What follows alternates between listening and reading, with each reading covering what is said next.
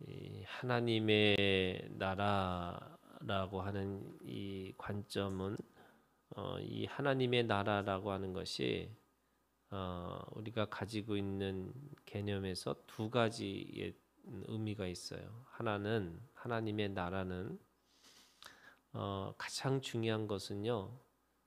주님이 내 안에 내가 주님 안에라고 하는 이 단위를 이루는 것이 하나님의 나라라고 할 수 있습니다. 그래서 이 신비 창조주와 피조물이 하나가 되는 거고 또 하나님이 사람과 하나가 되어지는 건데 이거는 이해가 되지 않는 거죠. 그런데 그 하나가 되어지기 위해서 하나님은 내려오셨어요. 그리고 사람을 높이셨어요. 그래서 사람과 하나님이 창조주와 피조물이 하나 되게 하셨어요.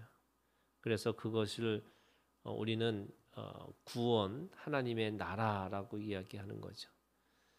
하나님의 나라는 하나님의 주체가 하나님의 나라잖아요. 그래서 주님이 내 안에 계시다는 것이 하나님의 나라가 임하신 거고 또 내가 주님 안에 거함으로 인해서 거룩하지 않는 것이 이제 거룩한 존재로 되어졌다라고 말씀하시는 거예요.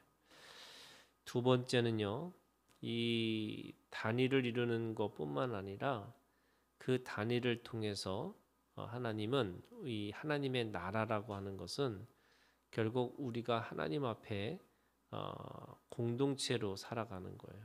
그것을 눈으로 보게끔 말씀하시는 것이 교회였고 또 신비의 몸을 이루고 각각의 지체들끼리 연합하고 연대하고 살아갈 수 있도록 그런 공동체를 허락해 주셨어요. 그래서 하나님이 내 안에 계심에도 불구하고 우리는 또 각각 개별적으로 하나님 나라의 한 사람으로 또 그렇게 살아갈 수 있는 거죠.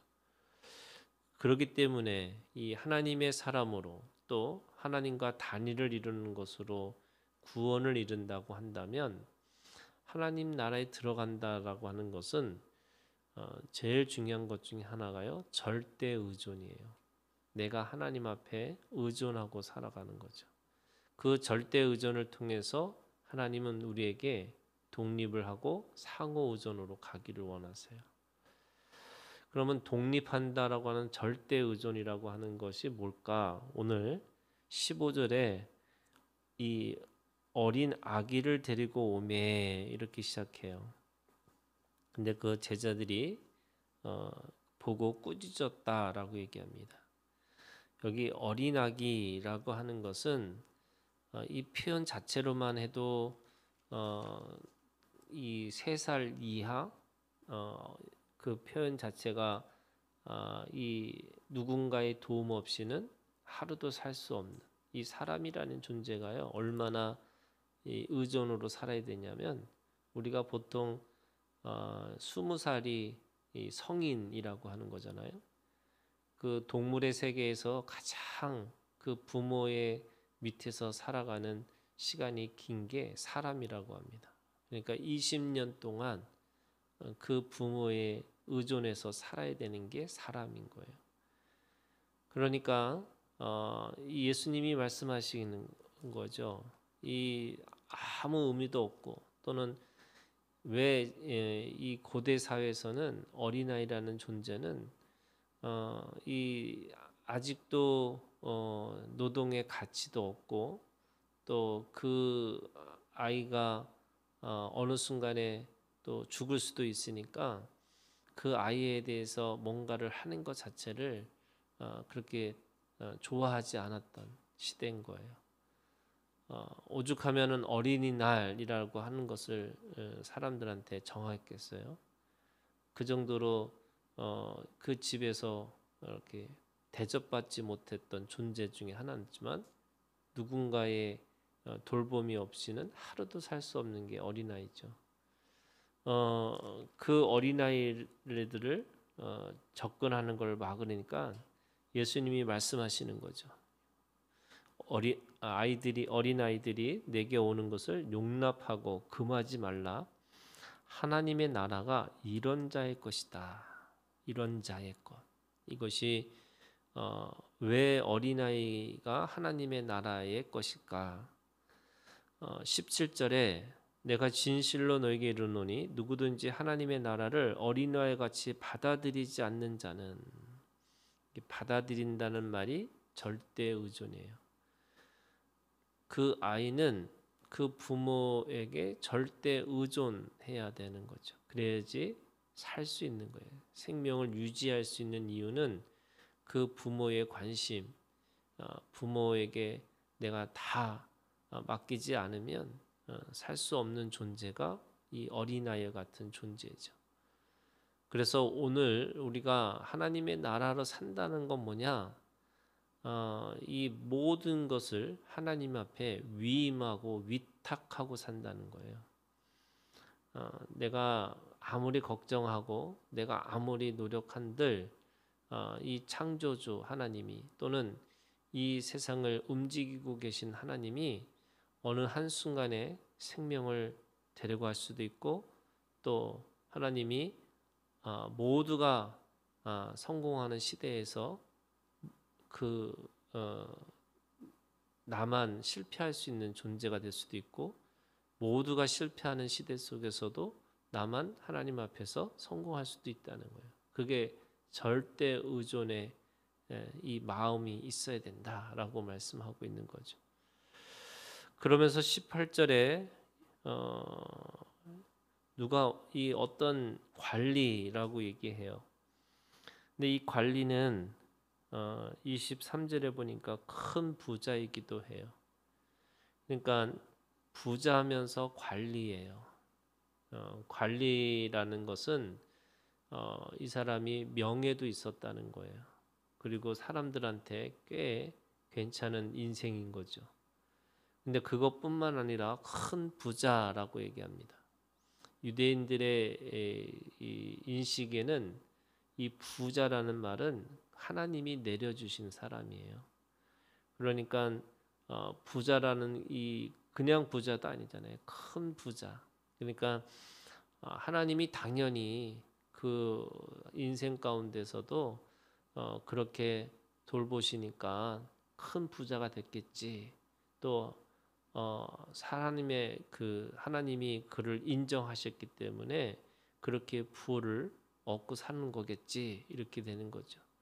근데 큰 부자뿐만 아니라 이 사람은 관리라고 얘기하는 거예요.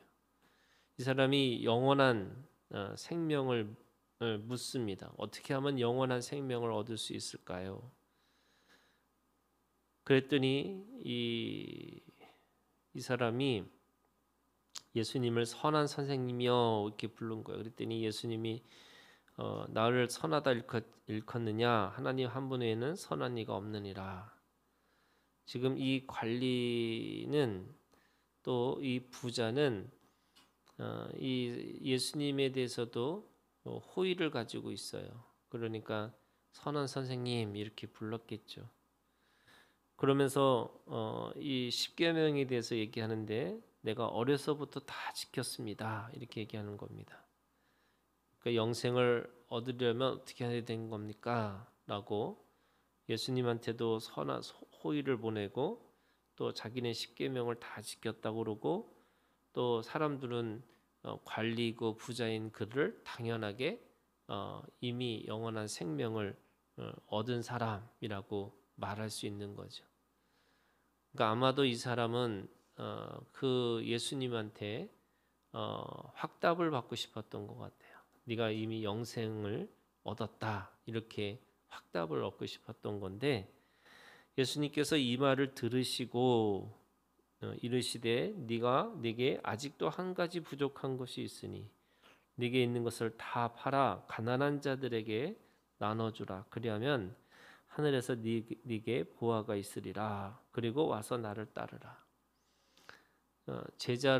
제자로 부르신 거죠. 영생을 어떻게 얻어야 됩니까? 그러니까 예수님은 나를 따르라 이렇게 얘기하는 거예요. 근데 조건이 뭐냐면 자신이 가지고 있는 것들을 가난한 자에게 팔아서 나눠주라는 거죠. 그랬더니 그 사람이 큰 부자이므로 이 말씀을 듣고 심히 근심하더라. 이 제 버전으로 얘기하면 근심하고 갔더라 이런 거예요. 근심하고 따라야 되는데 근심하고 자기 길을 걸어간 거죠. 그러면서 예수께서 그를 보시고 이르시되 재물이 있는 자는 하나님의 나라에 들어가기 얼마나 어려운지 낙타가 바늘귀로 들어가는 것이 부자가 하나님의 나라에 들어가기보다 쉬우리라. 이 말은 그 당시에 유대인들의 생각을 완전히 거꾸로 그들의 생각을 완전히 이 반대의 이야기로 지금 말씀하시는 거예요. 오히려 가난한 자들이 이 낙타가 바늘귀로 들어가는 것처럼 부자들은 당연히 들어가는 거고 가난한 자들이 오히려 들어가기가 어렵지 않을까 이렇게 생각을 한 거죠. 그랬더니 듣는 자들이 이르되 그런즉 누가 구원을 얻을 수 있을까? 아무도 구원 못 받는 거 아닌가? 이 부자도 관리도 십계명을 그렇게 다 지켰다고 하는 이 사람도 이 구원을 못 받는 거라면 이게 도대체 누가 구원을 받을 수 있어? 이렇게 스스로 다들 생각을 하고 있는 거죠.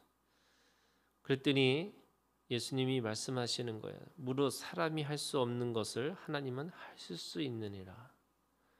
이 말씀은 이게 하나님은 모든 것을 알고 하나님의 주권은 구원에 있다는 거죠. 그러니까 사람은 할 수 없는 거지만 하나님은 하실 수 있다 이렇게 얘기를 하시는 거예요. 그러면 이 말을 거꾸로 얘기하면은요. 낙타가 바늘귀로 들어가는 것보다 부자가 하나님의 나라가 들어가는 것보다 쉽다고 하는데 그러니까 부자가 들어가기 어렵다고 하는 건데 결국 하나님은 하실 수 있다 이렇게 얘기하는 거예요. 그러니까 사람의 생각으로 들어가기는 게 아니고 하나님만 그것을 할 수 있다. 그것이 부자든 가난하든 또 어떤 조건이든 상관없이 하나님은 구원하시고자 하는 사람을 반드시 구원하실 것이다. 이렇게 말씀하고 있는 거죠.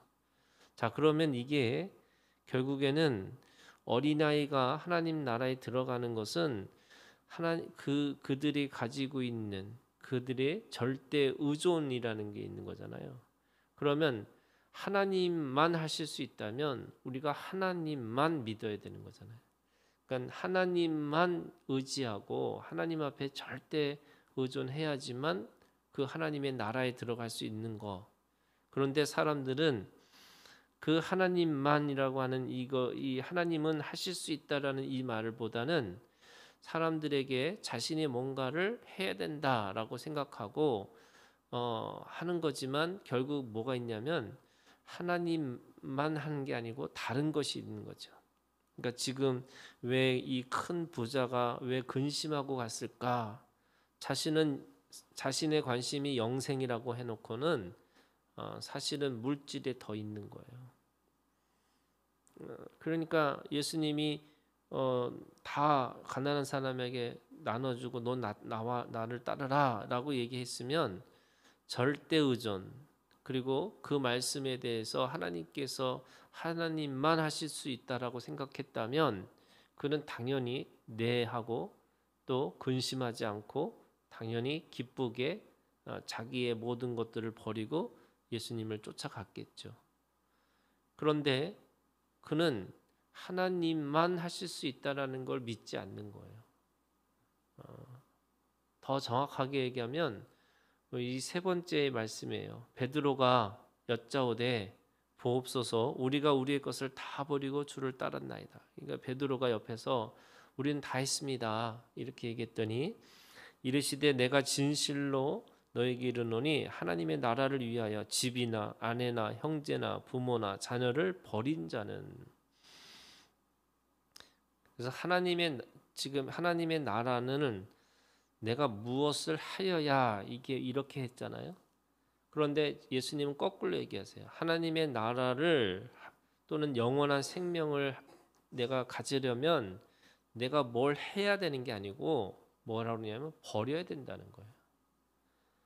버려야지 하나님의 나라를 갈 수 있다는 거예요. 이 부자는 내가 뭘 해야 되는 건가?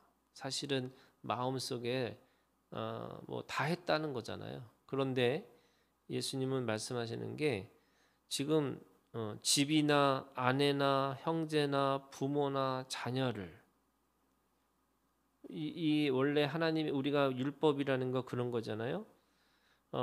집도 아내도 형제도 부모도 자녀를 이게 다 하나님이 주신 거고 내가 하나님의 앞에서 그것을 사랑하고 또 내가 그 안에서 부모를 공경하고 또 이렇게 해야 되는 건데 여기서 예수님 말씀하시는 거예요. 버리라는 거예요. 이게 무슨 버리라는 게 정말 버리라는 게 아니고요.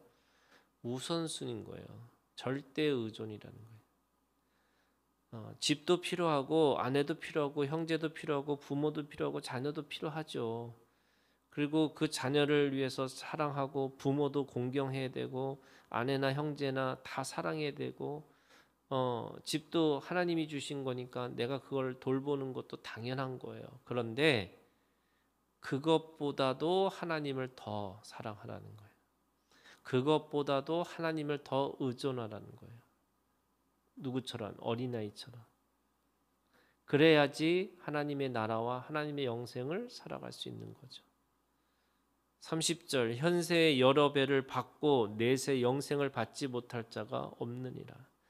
현세 여러 배를 받고 이게 오늘 내가 그것에 대해서 대가 지불하지 않으면 결코 하나님의 나라를 갈 수가 없다는 거예요. 그것이 세상 사람들한테는 뭐도 버리는 것지만요. 하나님을 사랑하는 것에 하나님을 의존하기 시작하면 집이나 아내나 형제나 부모나 자녀가 다시 보이는 거예요. 버린다는 게 그 하나님의 관점에서 그들이 다시 보이기 시작하는 거예요. 안 그러면 그 집에 집착하고 또 아내나 형제나 부모나 자녀를 집착하다 보면 근심하고 가는 거죠. 내가 어떻게 그거를 버릴 수 있어? 이런 거예요. 내가 하나님을 믿는다고 말하지만 내가 나머지 것을 버릴 수 없다. 이렇게 얘기해요. 제가 한번 얘기한 적이 있지만 하나님을 내가 믿는다고 하면서 이 손을 두 가지를 가지고 두 가지를 다 움켜쥐고 살고 싶은 거예요. 사람들은. 근데 하나님은 말씀하시는 거예요. 내가 하나를 받으려면 하나를 버리라는 거예요. 그 손을 놓지 않으면 결코 영원한 생명으로 살아갈 수 없고 하나님의 나라에 들어갈 수도 없다. 이렇게 말씀하고 있습니다.